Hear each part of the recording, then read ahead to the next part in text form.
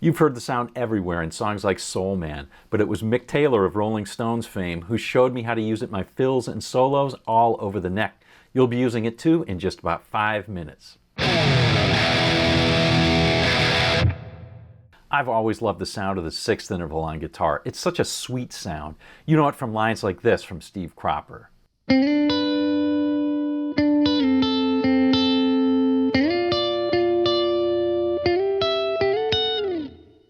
Or this one from John Fogerty.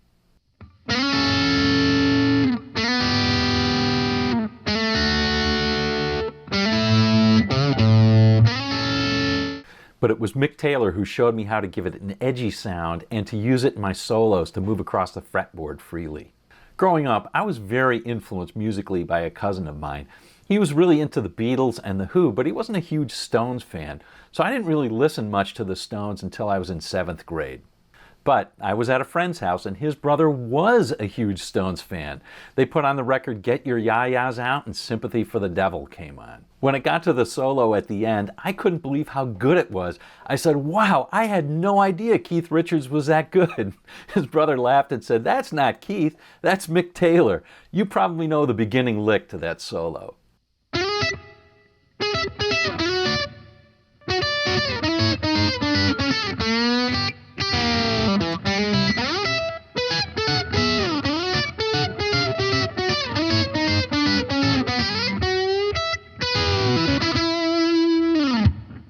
I remember at the time being totally blown away with it. First of all, it was a long lick and it spanned the entire neck of the guitar. And number two, it didn't just use a scale and it didn't just use chords either. They were both integrated together in the same solo.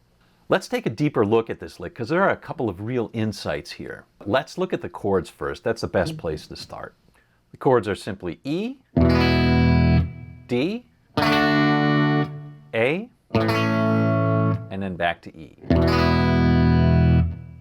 Now, believe it or not, this is the key of A because those chords are the 5, the 4, and the 1 of the key of A. So this confuses a lot of folks because even though the key is A, the home chord is E, the 5 chord. And when the 5 chord is the home chord, we call that the Mixolydian mode. It's a very common sound in rock. Let's have a look at the key of A and how we get to the E Mixolydian from it and the lick. Here are the notes in the key of A. Now, here are the chords associated with each note. The 1 is A major, the 2 is B minor, the 3 is C sharp minor, the 4 is D major, the 5 is E major, the 6 is F sharp minor, and the 7 is G sharp diminished. Now let's arrange the same notes, but now from E to E instead of A to A, because this song is centered on E, not A. Now let's just remove the B string from our chords, and we've got our sixths. Note that if we think of this as being centered on E, we've got a D in there as well. That's the flatted 7th of E, and that's what gives the song just a bit of edginess. So that's a huge part of this lick. It just moves down that scale, the E Mixolydian mode, almost verbatim.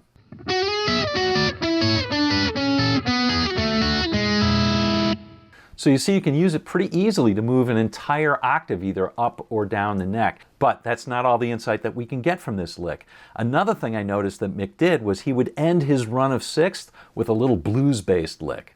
Now most rock players wouldn't use E Mixolydian mode. They'd either use the E minor pentatonic or the E major pentatonic. So we can do that too. Play a bunch of sixths, stop at a convenient point, and then rip off one of our favorite blues licks, like this.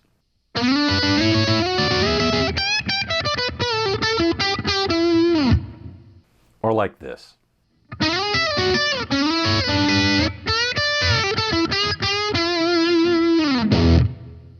But even that isn't all that we can get from this lick. Mick also played chord by chord. For example, for a major chord, we can play sixth of the 1, 2, and 3 chords. And this will work for any major chord in a progression, so this is a great mini lick. Here it is for A. And if we keep those same shapes, we can play it for D and for E as well. This little lick is actually one of the most useful licks to know. You can play it forwards, you can play it backwards, you can even add a passing tone.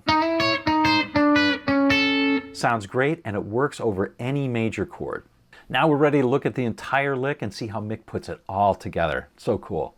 Here's the first half. First, there's an E lick. Then there's a D lick. Then the A lick. And then there's an E minor pentatonic lick to end the first half.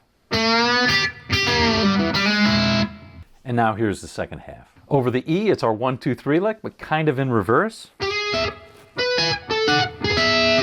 Over the D, again the 1-2-3 lick, but in reverse. And then over the A, again the 1-2-3 lick in reverse. And this time, Mick ends it on an E major pentatonic lick. All of that from just one of Mick's outstanding licks from that solo.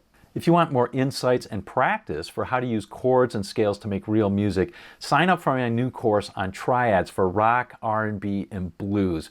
You can sign up in the description below.